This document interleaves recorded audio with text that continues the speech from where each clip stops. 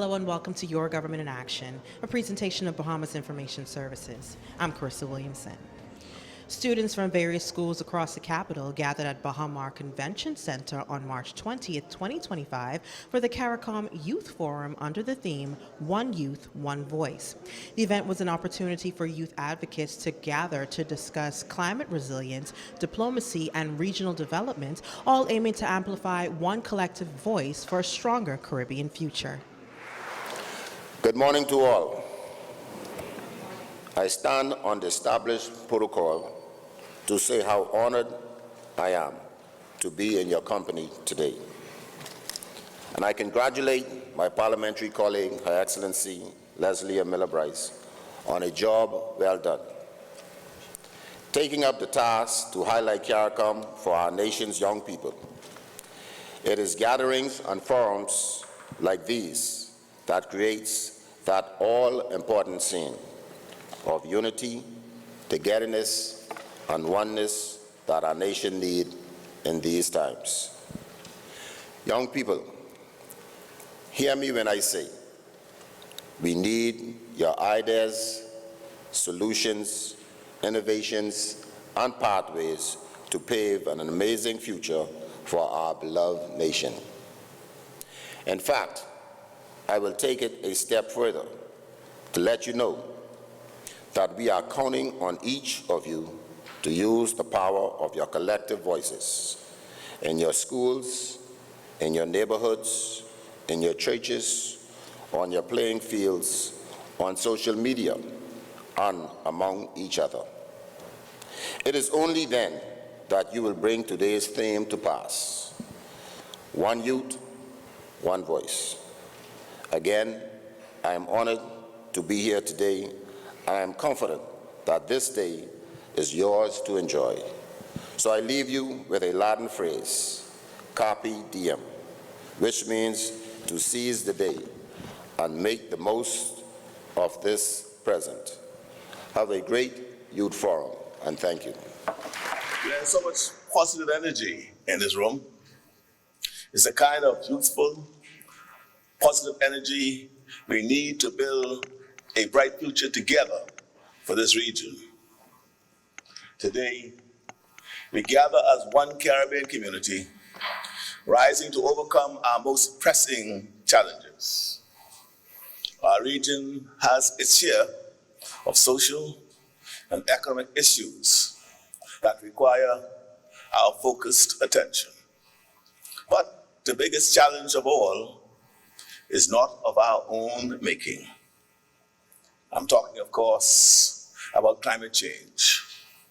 We have contributed the least to this problem, yet our nations bear the brunt of the catastrophic effects of the climate crisis. We are feeling the effects every day. We have seen rising sea levels, more floods, droughts, and bushfires, and of course, more powerful and frequent storms. Many lives have been lost, and billions upon billions in economic damages have been inflicted on our economies. There is an alternative still within reach.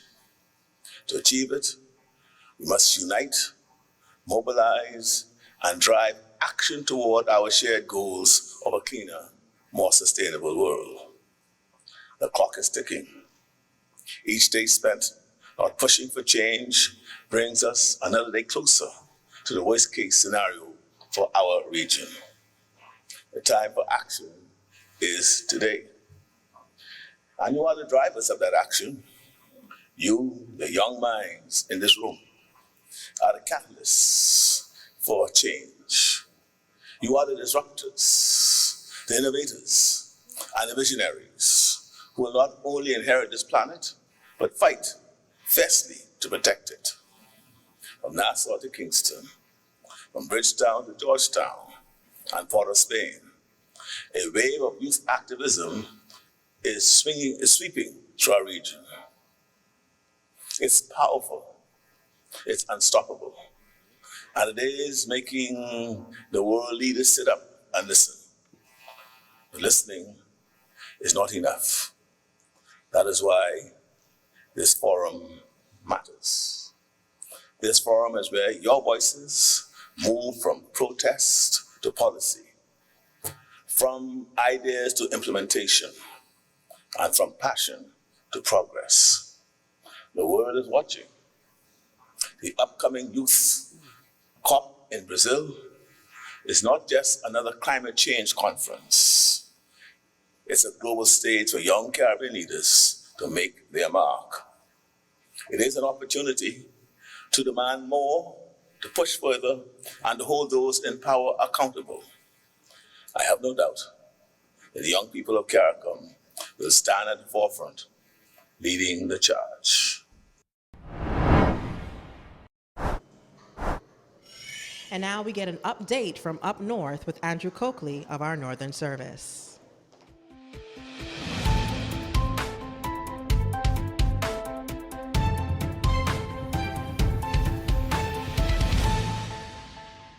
One of the biggest job fairs to hit the island of Grand Bahama in a long time will take place this week, and it's expected to provide job opportunities for Grand Bahamians on a whole new level. Carnival Celebration Key is set to open this year in July in Grand Bahama, and in order to facilitate that opening and the running of the new port, Carnival will host a job fair on March 26th to the 28th in search of 600 employees.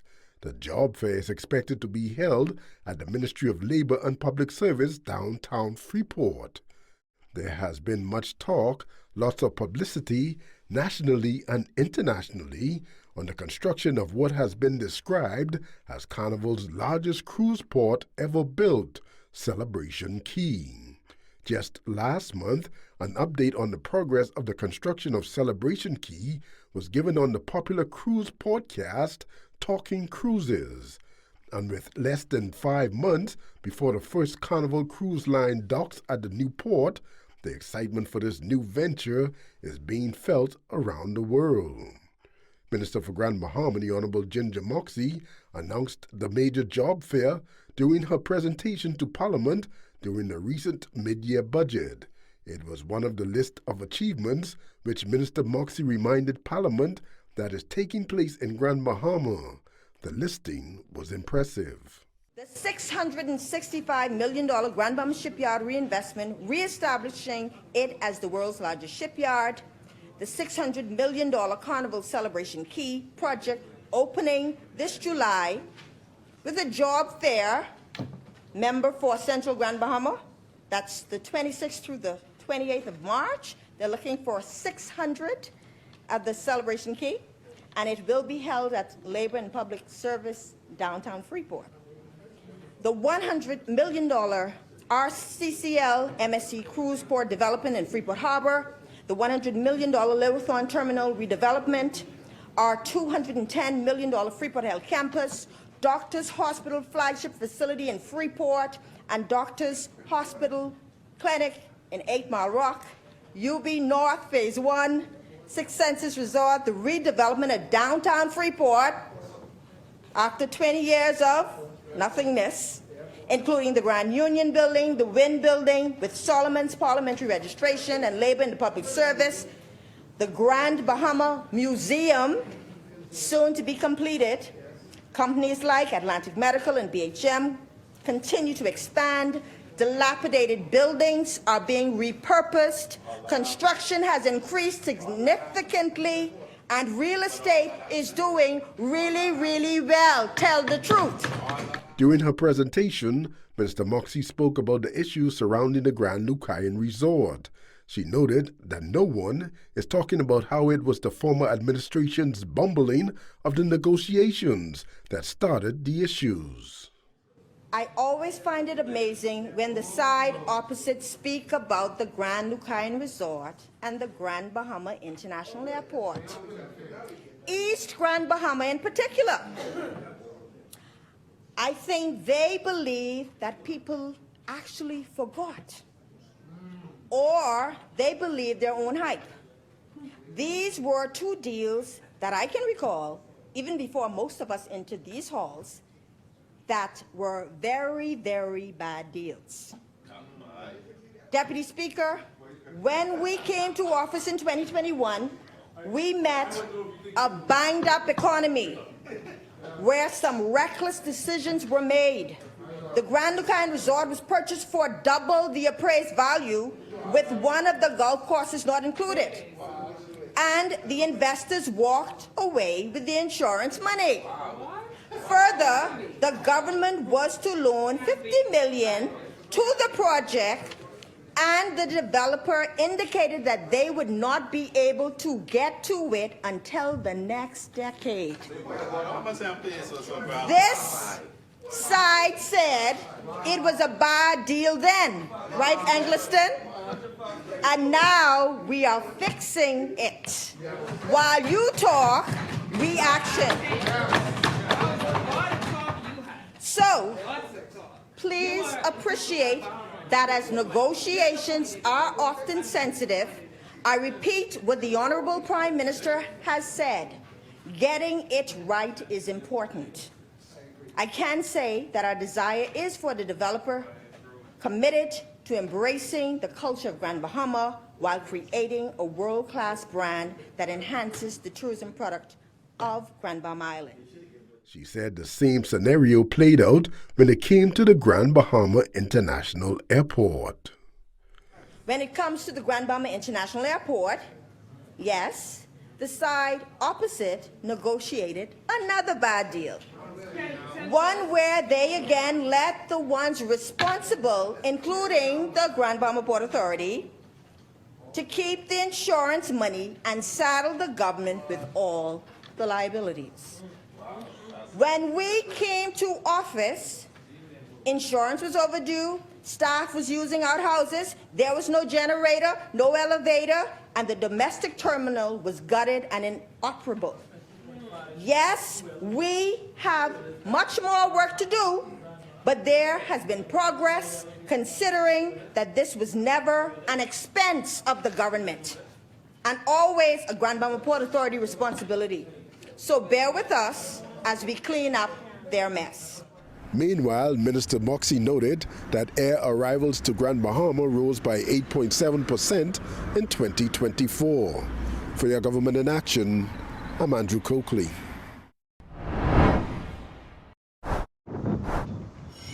With the continued goal of furthering the empowerment of the youth and broadening their horizons, the Ministry of Education and Technical and Vocational Training, in conjunction with the Ministry of Foreign Affairs and the Ministry of Works, Local Government and Family Island Affairs, hosted a meet and greet for students participating in the Junior Sailing Program. The meet and greet took place at Uriah McVey Primary School on March 21st, 2025. We're an archipelago. When you look at our geography, we have islands scattered through the sea. I'm told in our maritime policy, almost 200,000 square miles of ocean. We usually say 100,000, but I'm told it's actually more than that. And that we have different islands with different cultures and different nuances, the boat building, the music, the food, flour cake is made differently depending on where you get it from, Cat Island, Acklands, etc. But we're all one, we're one people. But it's natural that we should find a relationship with the sea, whether it's through fishing, swimming, or sailing. And sailing has a very long history in our nation, particularly because of our archipelagic status, but also because it's become one of the great sporting events every year, annually, in Exuma, Long Island, and elsewhere throughout the country. So it is so good to see that young people are developing a synergy, a relationship with our seas and our waters. And I saw some of the video at Montague, and these were, I think, CH students who were engaging in that, and there was something so empowering to see young Bahamians mastering this art on our seas. So I want to thank the Ministry of Works and Local Government for their work in this, in collaboration with the Ministry of Education, because we are learning, and the new learning is telling us every day that our young people they're multidimensional. There's so many components to young people and who we are and what we are. And as the curriculum begins to open up the stimulus to those aspects of who we are, much of it historically would remain somewhat,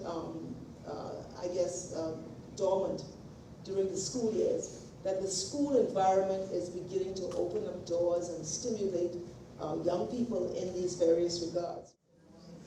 It's an honor for me to be here representing the Secretary General of the Caribbean Community, Dr. Carla Barnett, at this very special meet and greet with the Bahamas Junior Sailing Program.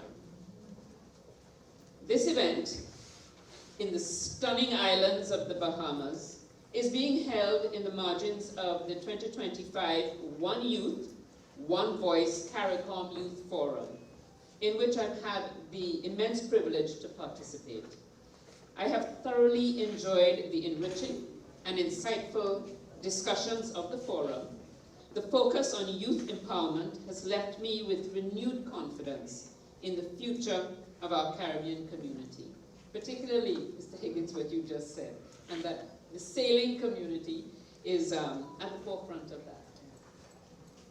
I am especially excited to meet you, the students who have been working hard to develop your boat building and sailing skills, continuing a cultural tradition passed down for generations. My own passion for the sea and for sailing was passed down to me by my own father. Never underestimate the value of this knowledge and how it will impact every aspect of how you engage with the world around you throughout your lives. Sailing in the Caribbean is deeply intertwined with local culture and intrinsic to our identity as Caribbean people and our history and our future. Local regattas and boat races, for example, are celebrated events that blend friendly competition with music, food, a sense of community, and unique cultural festivities. These activities play a vital role in the social, economic, and cultural development of our diverse communities, and also bring together our islands, Trinidad and Tobago, the Bahamas, and everything in between. Throughout the Caribbean, and for over 70 years, regattas have been a cherished tradition across the Bahamian islands, especially in the Family Islands, breathing new life into the sail-driven workboats that historically supported the economy through fishing and freight. Despite the region's strong sailing traditions, the Bahamas is the only CARICOM country to have designated sailing as its national sport. I hope you can say that. I'm very jealous. Really, really jealous.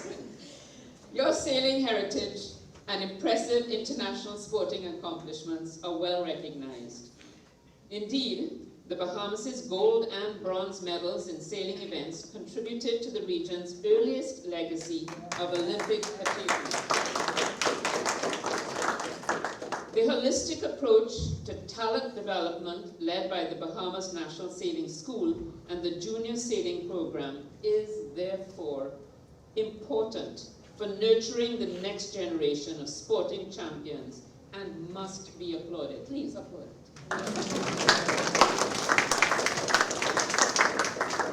As a sailor myself, I recognize the tremendous value this activity offers.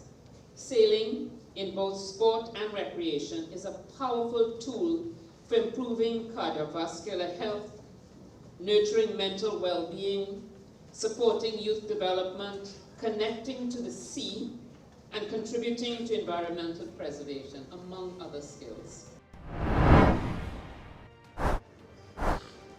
More of Your Government in Action when we return.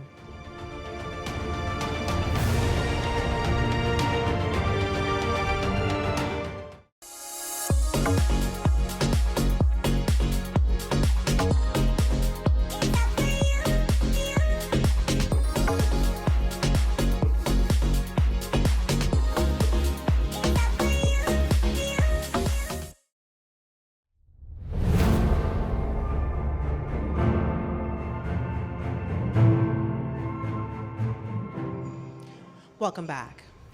With the goal of promoting safer practices on our nation's streets, a special road safety assembly was held at R.M. Bailey Senior High School on March 17, 2025. Prime Minister and Minister of Finance, the Honorable Philip Davis, brought remarks. But today I'm here, and we're all here for one reason.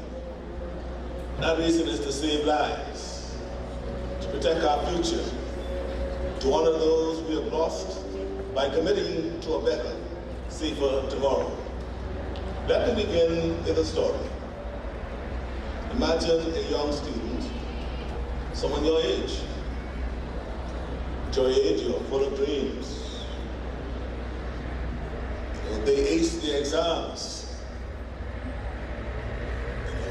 They laugh and play with friends. The young man plans for college. Then one reckless decision. A speed limit ignored, a text message glanced at, and all is shattered. Their dreams for college, leaving their friends behind to laugh and play, and no more exams to ace. A life ends, a family grieves, a community mourns. This is not hypothetical. Last year, as you have heard from the Minister of Transport and Energy, 66 Bahamians lost their lives on our roads. 66 futures erased.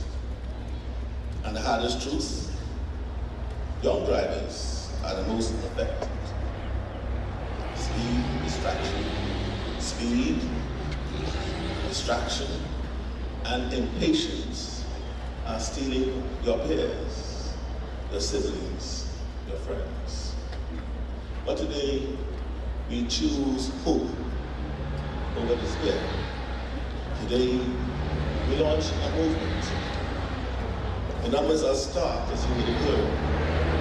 2024, as you would have heard, the Bahamas recorded 11,157 road accidents.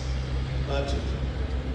And of these 11,157 road accidents, 2,234 caused injuries, some life-altering. Fatalities rose from 51 in 2023 to 66 in 2024. And this year, we've lost 15 souls already, most of whom have gone on too soon. Behind these numbers are faces. A father won't see his daughter graduate or walk her down the aisles. A sister who never made it home. A best friend missing from the group chat. These are not statistics. They are people. And every loss is a wake-up call. My government is acting. We have reintroduced Road Safety Awareness Week. We erected billboards nationwide, published hard-hitting videos, and brought road safety workshops to your schools. But let me be clear.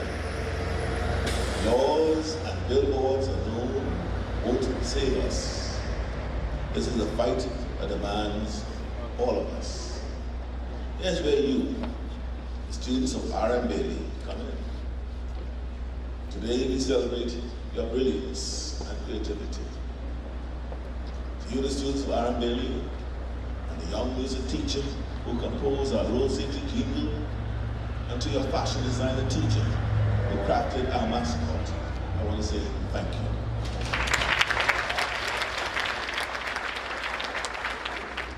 As Minister with responsibility for energy and transport, I sincerely thank each and every one of you for being here today to raise awareness on road safety.